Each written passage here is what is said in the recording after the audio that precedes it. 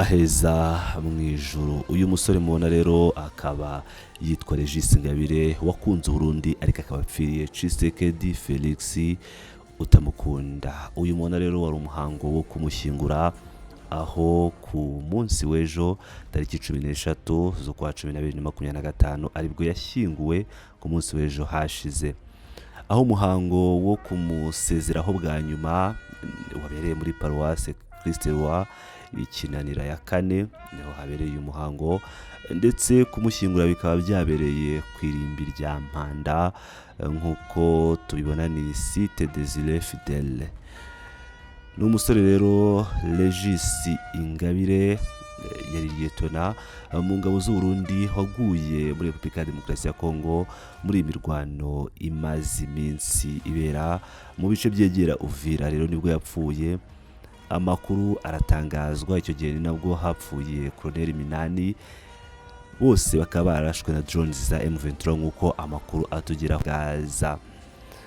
Ni inkuru rero ibabaje cyane kuri uyu musore wagiye akiri muto nk'uko tubikesha Fokode yatugejeho amakuru y'urupfu rw'uyu musore wagiye akiri muto. Baratubwiye ko uyu Regis Ingabire yari umwe mu basirikare basoje amasomo ya gisirikare muri promotion ya 29 ya ISCAM. Liyetona Regis Ingabire rero akaba akomoka mu Gitega aho bita ku Rutonde, niyo makuru atugeraho. Kugira ngo rero murabyumvira neza iby'urupfu rwe bikaba byaratangajwe mu matariki 6 ku itariki 4 nibwo yapfuye mu ntambara zabereye mu bice byatumye umujyi wa Uvira ufatwa. Reka dukomeze rero tunagaruka ku bandi bavugwa mu by'umutekano y'abasirikare batsinzwe intambara bagahungira mu kindi gihugu. Igikorwa ca mbere kuba ukubaka ibigwanisho, ivyo bishikirizwa na Graciano Rukindikiza yahoze ari ntwazangabo y'u Burundi, akaba anakurikiranira hafi ibijanye n'intambara yo muri Congo y'intwaro rusangi, ahanura abatwara Burundi ko batohirahira ngo batera umuhari M23 ngo kuko umubanyi wawe mwiza mugiranira umubano mwiza. Graciano Rukindikiza yahoze ari ntwazangabo mu gisirikare cy'u Burundi. Gihe Uvira yafatwa n'abagwanyi ba M23 zarumvikanye ko abasirikare bo muri Congo bawazalendo n'aba FDLR bari muri Congo bari cyane muri ivyo bisagara za Uvira n'ahandi bahungiye Burundi. Ivyo umuntu yumva mengo barabatandukanije, wazalendo bashukwabo, abandi nabo abasirikare na FDLR nabo babashira mu bintu by'amakambi. Byumvikana yuko FDLR bayifata nk'uko coba ari igisirikare cy'ikindi gihugu, nko bayifasha ico kimwe n'igisirikare ca Congo. Ingene babafata birashobora kwerekana iyo byerekeye. Mu bisanzwe bose baje bitwa ko ari impunzi, ari abasirikare bose bateza kubaka inko bafise bakabajana ku birometero birenga 70, nibaza ko bajana nk'hariya za Gihinga kugira ngo ntibabegereye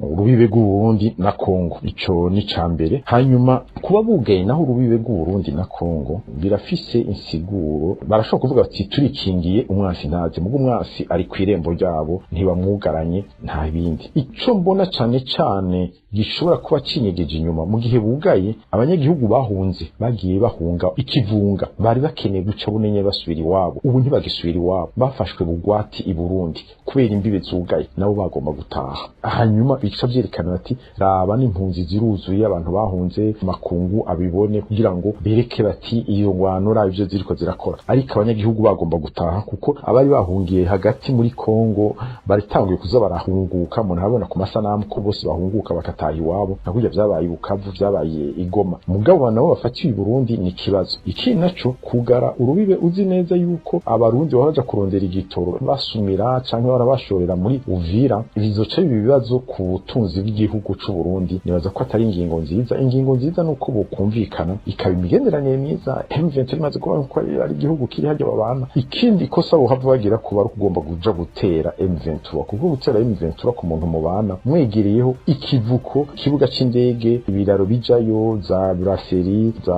Osibu zose zegereye, za Sopebu zose zegereye hajya, vyerekana yuko Burundi butafise co butuma butera M23. Agataho rero igitigiri c'abahunga intureka irangwa mu buseruko bwa Congo y'intwaro rusangi cariyongereye ku murindi udasanzwe muri ino ndwi, na cane kuva igisagara ca Uvira gifashwe n'umuhari M23 bishikirizwa n'userukira ishirahamwe ryitaho impunzi HCR mu Burundi.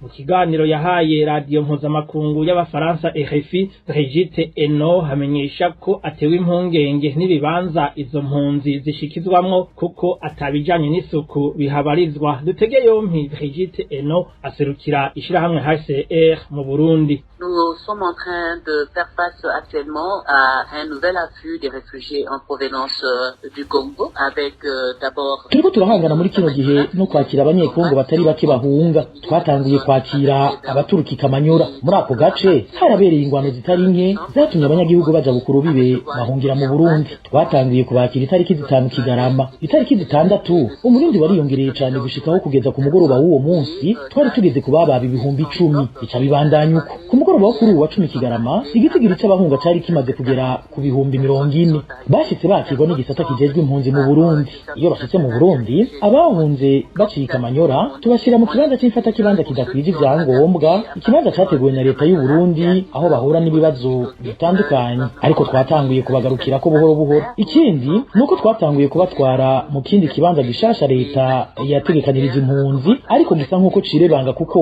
atavyankenerwa nyamukuru nk'ibijanye n'isuku biharangwa, kuko murazi ko iyo hari abantu benshi nk'abo atabijanye n'isuku bihabarizwa amagara y'abantu ahungabana.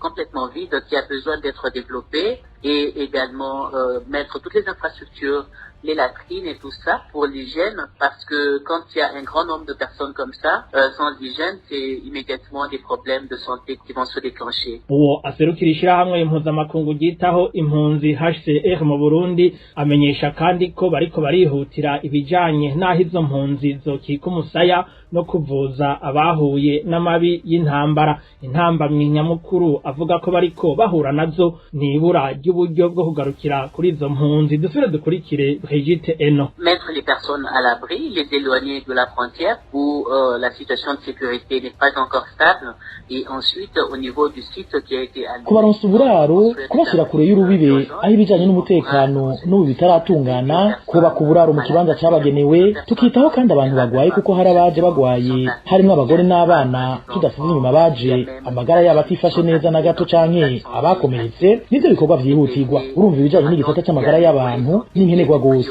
Ikibabaje ariko nuko ata buryo dufise. Turi mu mpera z'umwaka aho amafaranga yatekanijwe hambavu yuko yari make ari no ku musozo. Turiko turavyigira hamwe n'amashirahamwe atandukanye kugira ngo turabe uburyo bukenewe, gutyo turabire hamwe n'abafasha Burundi uko twofasha Burundi kugarukira kuri izo mpunzi. Pour définir un budget et voir avec les différents donateurs et partenaires du Burundi comment on pourrait appuyer le Burundi à répondre à cette urgence des réfugiés.